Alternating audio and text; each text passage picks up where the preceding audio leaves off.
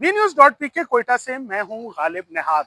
चंद रोज कबल मगरबी हवाओं के जरिए बारिश बरसाने का एक मजबूत सिस्टम बलूचिस्तान में दाखिल हुआ, जिसके बाद गुज़िश्ता शब से कोयटा समेत बलूचिस्तान के जो मगरबी अजला हैं वहां पे कहीं मूसलाधार तो कहीं वक्फे वक्फे से हल्की बारिश का सिलसिला जारी है।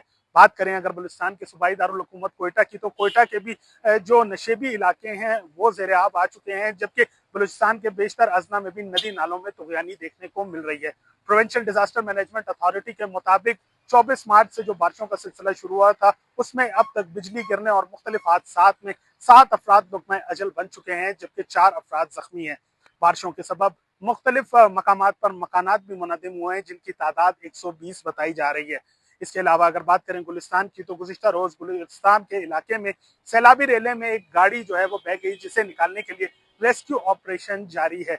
बारिशों के सबब जो कौमी शाहराहें हैं वो भी मुतासिर हुई हैं। संजावी, हरनाई, कोयटा हरनाई और बेशतर इलाकों में जो है वो जमीनी रास्ता मुनक़ता हो गया है, जबकि कच्ची के इलाके में बाढ़ टूट जाने से जो सैलाबी पानी है उसने 150 एकड़ से ज्यादा की आराजी को नुकसान पहुंचा है, जबकि 50 से ज्यादा मवेशी इस सैलाब की नजर हो चुके हैं।